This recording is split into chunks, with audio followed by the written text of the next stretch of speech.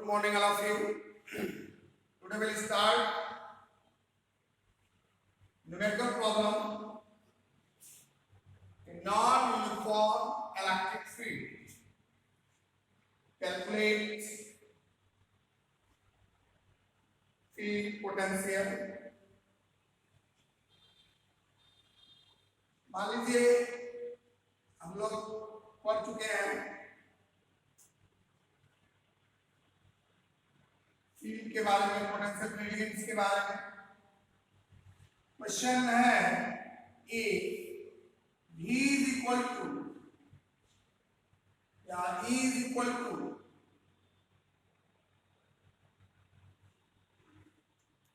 आपको दिया हुआ पोटेंशियल ही दिया हुआ है x square y plus y square z।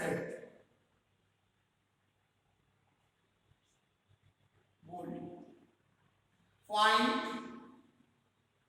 electric field vector at 1 1 1 coordinate दिया हुआ है and magnitude of vector E. Find the magnitude of vector E. तो ऐसे क्वेश्चन में, नॉन यूनिफॉर्म वाले क्वेश्चन में सबसे पहले आप E का इक्वेशन लिखेंगे। तो E का इक्वेशन हम लोग निकाल चुके हैं, minus del V by del x I cap minus del V by del y j cap del V by del z k cap. बहुत बार पूछा गया है various type of competitive examination, board exam में gradient equipotential surface important topic है। यहां पर E की वैल्यू तो that is the Ex। Ex की वैल्यू कितनी होगी? Ex की वैल्यू होगी minus del V by del x I cap है। Ex कितना ही है, Ey कितना होगा? Del V by del y। Ez कितना होगा? Del V by del z। अब यहाँ पर इस इक्वेशन को डिफरेंशिएट करेंगे x के टर्म में। जब x के टर्म में करते हैं तो y और z क्या हो जाता है? कांस्टेंट हो जाता है। x के टर्म में करेंगे जो कांस्टेंट की होगी वो क्या हो जाएगी? बाहर हो जाएगी। x स्क्वायर y है, यहाँ पर y इज कांस्टेंट, y क्या हो जाएगा? बाहर हो जाएगा। x स्क्वायर का डिफरेंशिएशन कितना होगा? 2x होगा। फिर अगला स्टेप देखेंगे, इसमें y स्क्वायर z है, नया x है, यहाँ पर x है ही नहीं, x के टर्म में हमको करना है y z is constant always. जो चीज नहीं है वहां पे x के टर्म में वहां वैल्यू क्या हो जाएगी? 0 हो जाएगी। कांस्टेंट 0 होता है, कांस्टेंट का डिफरेंशिएशन क्या होता है? 0। तो y z क्या है? कांस्टेंट है, फॉर्म में y z कांस्टेंट। आगे चलेंगे, y का अगर निकालेंगे तो y के टर्म में क्या करेंगे? डिफरेंशिएट करेंगे। y के टर्म में डिफरेंशिएट करेंगे तो यहाँ पर कांस्टेंट क्या है? x स्क्वायर कांस्टेंट बाहर हो गया। y का करेंगे कितना आ जाएगा? y आएगा 1 होगा। आगे चलिए इसका करेंगे y स्क्वायर z, तो यहाँ तो वैल्यू क्या मिलेगी? z मिलेगा और y स्क्वायर कांस्टेंट कांस्टेंट है, बाहर हो जाएगा। y स्क्वायर कितना हो जाएगा? 2y। यहाँ दिखा देंगे x and z square. z x और z क्या है? कांस्टेंट। थर्ड वाला Ez के बारे में अगर बात करें हम लोग तो यहाँ पर Ez है नहीं, इसका मतलब r constant, differentiation is 0। y square z में z के रिस्पेक्ट में करना है, z तो रहेगा ही, z का होगा y स्क्वायर करने का, y स्क्वायर बाहर हो जाएगा और z का क्या हो जाएगा? हो जाएगा। यहाँ पर क्या है? y and x and y, x y constant. ये आप x और y z निकाल लिया आपने, सारी वैल्यूज को इक्वेशन में पुट कर दीजिए और आपको E वेक्टर मिल जाएगा। x y z सबको रखा जाए, कितना कितना आया है इसको रख दिया जाए। E vector is equal to जैसे जैसे है वैसे वैसे आप आई के साथ रख दीजिए। ई एक्स की वैल्यू कितना है y 2x i plus x square z 2i x square plus ये 1 से मल्टीप्लाई होगा तो 1 से मल्टीप्लाई तो x स्क्वायर ये आएगा plus z 2i j cap plus 0 है यहाँ y स्क्वायर कितना ही होगा k कैप। सबकी वैल्यू है kx equal to 1 y equal to 1 आपको क्वेश्चन में दिया हुआ है z equal to 1। E vector कितना आ गया 1 2 1 i कैप प्लस 1 का स्क्वायर 1 ही होगा और z 2 1 साथ में j कैप 1 का स्क्वायर यहाँ पर हो जाएगा ठीक है 1 का स्क्वायर करेंगे मल्टीप्लाई करेंगे क्या आएगा यहाँ पर कितना हो गया 2i 3j प्लस ये एक आंसर आ गया आपका। कौन सा आंसर आया फाइंड द वेक्टर कौन सा 2i 3j plus E vector की वैल्यू कितनी आ गई 2i 3j प्लस। अब उसी में एक क्वेश्चन पूछ रहा है कि फाइंड द मैग्नीट्यूड्स। मैग्नीट्यूड्स के लिए आप 11 में पढ़े हो i से k का स्क्वायर करके क्या करते हैं हम लोग रूट ले लेते हैं। इसको रूट ले लिया जाए मैग्नीट्यूड के लिए एक वैल्यू एक आंसर आपका आ गया की वैल्यू आ गई ई वेक्टर की वैल्यू आ गई 2i cap 3j cap plus a cap. अब इसको हम लोग रूट ले लें रूट मैग्नीट्यूड्स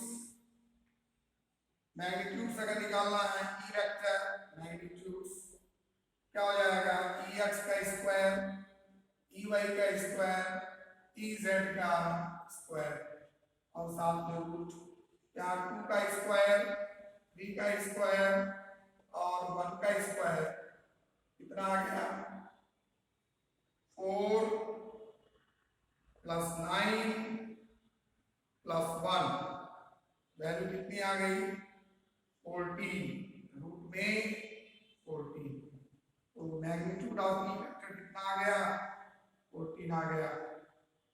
ये तो हमारा आंसर हो गया यूनिट्स कितना यूनिट आ गई वैल्यू अंडर रूट 14 आ गया। इस तरह के क्वेश्चन जब भी आए तो इस तरह से x y z तो आप x के रिस्पेक्ट में y के रिस्पेक्ट में z के रिस्पेक्ट में अलग अलग डिफरेंशिएट कर लीजिए।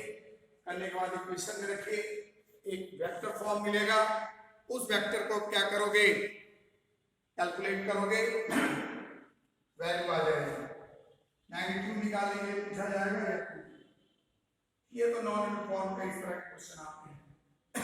अगला टॉपिक है इक्विपोटेंशियल सरफेस। इक्विपोटेंशियल सरफेस नाम से क्लियर है equipotential surface surface on which a potential the surface on which the potential is constant everywhere।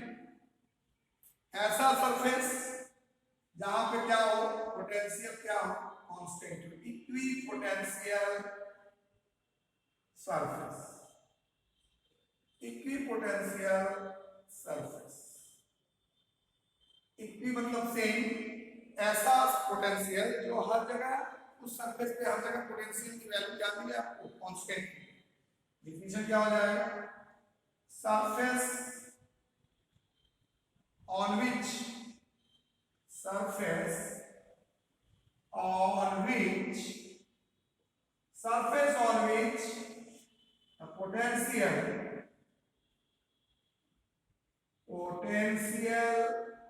surface on which the potential is same या इसको लिख सकते हैं constant everywhere constant everywhere। ऐसा surface की बात करें आप जिस पर पोटेंशियल आपको क्या मिले कांस्टेंट मिले मतलब मतलब ए पॉइंट है, मान लीजिए कोई सरफेस है और ये पॉइंट आपका ए है, ये पॉइंट बी है, तो जो पोटेंशियल होगा ए और बी, उसका जितना ए का वैल्यू होगा उतना ही बी का होगा। और पोटेंशियल डिफरेंस बात करें वी माइनस वी बी या V B minus V A, आपको क्या मिलेगा? जीरो। डिफरेंस जीरो होता है सरफेस पे, पोटेंशियल जीरो नहीं होता। Surface always the potential is constant everywhere. अब इसमें इक्विपोटेंशियल सरफेस का जो डिफिनेशन हो गया, इसके जो एग्जांपल्स हैं वो क्या क्या है? लीनियर चार्ज के लिए होता है इक्विपोटेंशियल सरफेस, पॉइंट चार्ज के लिए होता है, इनफाइनाइट पे चार्ज है उसके लिए है, या फिर आपका डाइपोल के लिए। डाइपोल का सबसे ज्यादा इंपॉर्टेंट है, इसको देख लीजिए। फॉर एग्जांपल, इसका एग्जांपल क्या है? अगर पॉइंट चार्ज की बात करें, for point charge, point charge की बात करते हैं, अगर ये प्लस है, इसके चारों तरफ एक कॉन्सेंट्रिक स्फीयर आप ड्रॉ कर सकते हैं और ये लाइंस जाएंगी पॉइंट चार्ज के लिए आप बात कर रहे हो। तो ये जो concentric sphere with point charge at center of a sphere is equipotential surface। मतलब पॉइंट चार्ज की अगर बात करें तो ये जो सरफेस है, ये वाला, अगर यहाँ का पोटेंशियल अगर मान लीजिए 80 वोल्ट है, यहाँ का 60 वोल्ट है, यहाँ का सपोज दैट 40 वोल्ट है, तो इस सभी सरफेसेस पे, इस पॉइंट पे, इस स्फीयर के सरफेस पे सब जगह पोटेंशियल 80 वोल्ट मिलेगा, सब जगह 60 वोल्ट मिलेगा, सब जगह क्या मिलेगा? 40 वोल्ट मिलेगा। मतलब फॉर पॉइंट चार्ज के लिए जो आप पोटेंशियल इक्विपोटेंशियल सरफेस ड्रॉ करेंगे, वो इक्विपोटेंशियल सरफेस कॉन्सेंट्रिक स्फीयर वाला होगा, स्फेरिकल। ये तो पॉइंट चार्ज के लिए हुआ। आप अगर लीनियर चार्ज की बात करते हैं, लीनियर चार्ज की बात करते हैं, तो लीनियर चार्ज में एक इनफाइनाइट लेंथ ऑफ वायर का पर चार्ज है। लीनियर चार्ज डेंसिटी निकाला जा चुका है, electric field E equal to lambda upon 2 pi epsilon 0 r। तो r डिस्टेंस पे इधर एक स्फीयर मान लें और r डिस्टेंस पे इधर मान लें, तो एक स्फीयर को ड्रॉ कर सकते हैं हम लोग। स्फेरिकल सिलेंडर ड्रॉ करेंगे, सॉरी स्फेरिकल सिलेंडर। यहां भी इसके अंदर एक सिलेंडर, इसके अंदर एक सिलेंडर। कहने का मतलब है कि इक्विपोटेंशियल सरफेस कंसेंट्रिक हो गए, कंसेंट्रिक स्फीयर, जो लिखेंगे concentric sphere with linear charge and axis of cylinder is equipotential surface। Concentric sphere with point charge at center पे point charge of a sphere is equipotential surface। तो ये तो बात हो गई लीनियर चार्ज के लिए। हर जगह आपका पोटेंशियल सेम मिलेगा। कहने का मतलब है कि जिस सरफेस की आप बात करते हैं, सरफेस पे हर जगह पोटेंशियल सेम मिलेगा, बट पोटेंशियल डिफरेंस सेम नहीं मिलेगा। ऐसे सरफेस को हम लोग कहते हैं पोटेंशियल इक्विपोटेंशियल सरफेस। चलिए डाइपोल के बारे में देखा जाए, चाहे पैरेलल इनफाइनाइट का केस भी देख सकते हैं आप। when charge is infinite and electric field uniform, तो ये आपका इलेक्ट्रिक फील्ड है, ये प्लेट नॉर्मल,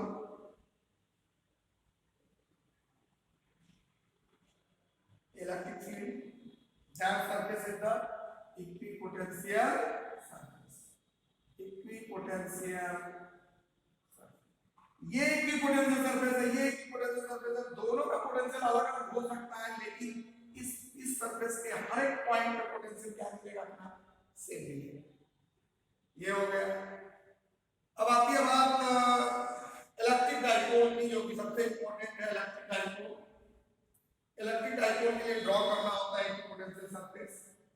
जैसे इक्विपोटेंशियल डाइपोल में होता क्या है, दो चार्ज होते हैं। Dipole is a system made up of two equal and opposite charges separated by a small distance 2ar 2l 2ar 2l। Electric dipole is a system, electrostatics में बताया गया पहले चैप्टर। ये सिस्टम है made up of two equal and opposite charges. Magnitude में same होगा but nature में अलग होगा। इलेक्ट्रिक फील्ड लाइंस ड्रॉ करें, प्लस से माइनस, प्लस से minus. Electric field lines draw करें, प्लस से माइनस, प्लस से माइनस। इसके बाद प्लस से अवे टुवर्ड्स माइनस, ये इस तरह से आप इलेक्ट्रिक फील्ड लाइंस ड्रॉ करेंगे। और ड्रॉ करने के बाद इक्विपोटेंशियल सरफेस की बात करते हैं। सरफेस ऐसा ड्रॉ करते हैं, डॉटेड लाइन से रिप्रेजेंट किया जाता है। ये आपका इक्विपोटेंशियल सरफेस हो गया। मीड पॉइंट्स पर पोटेंशियल इज 0। हर एक पॉइंट पर पोटेंशियल क्या मिलेगा, कांस्टेंट मिलेगा, परपेंडिकुलर चल रहा है। इसके बाद ये लाइंस ऐसे ड्रॉ करें, ये लाइंस ऐसे ड्रॉ करें। इसके बाद इस सरफेस का परपेंडिकुलर खींचेंगे आप इसका, तो यहां पर कुछ इस तरह से लाइनें होंगी, कुछ इस तरह से लाइनें होंगी, कुछ इस तरह से लाइनें होंगी। That dotted line is equipotential surface. यही इक्विपोटेंशियल है, इक्विपोटेंशियल सरफेस। और ध्यान से बनाइएगा, इक्विपोटेंशियल सरफेस डॉटेड लाइन है इलेक्ट्रिक डाइपोल के लिए। इलेक्ट्रिक डाइपोल के लिए इक्विपोटेंशियल सरफेस, हर एक पॉइंट पर dotted line represent the equipotential surface of electric dipole. तो इस तरह से इक्विपोटेंशियल सरफेस, इसमें कई सारी प्रॉपर्टीज आती हैं। पहली प्रॉपर्टी सबसे इंपॉर्टेंट यही है, work done 0, no work done by the external agent in moving charge 1 point to another point on equipotential surface. कोई वर्क नहीं होता, पहली बात। दूसरी चीज, पोटेंशियल डिफरेंस क्या होता है, पहले पोटेंशियल डिफरेंस कोई बताए। पोटेंशियल डिफरेंस इज 0, कोई डिफरेंसेस नहीं होते। No work done from by the external agent, ये भी नहीं होता। तीसरा, electric field lines always perpendicular, या electric field vector perpendicular to the surface, हमेशा परपेंडिकुलर होगा। सरफेस के इक्विपोटेंशियल सरफेस के क्या होगा, इलेक्ट्रिक फील्ड वेक्टर परपेंडिकुलर होगा। और फोर्थ प्रॉपर्टी एक आती है, two equipotential surface never cross to each other because at the intersection point two tangential lines draw. These tangential lines indicate two direction of field which is impossible, जो कि ऐसा संभव नहीं है। ये चार प्रॉपर्टीज आपको याद रखनी है। व्हाट इज द, आज क्लियर हो गया कि पोटेंशियल सरफेस एक ऐसा सरफेस होता है जिस पर पोटेंशियल हर एक पॉइंट पर सेम होता है, पोटेंशियल डिफरेंस 0 होता है, कोई वर्क नहीं मिलता bye the external agent. Electric field vector is always perpendicular, electric field lines are always perpendicular to the surface, and two equipotential surface never cross to each other. Next day हम लोग इसकी property देखेंगे और साथ में potential energies को देखा जाएगा। Okay, thank you.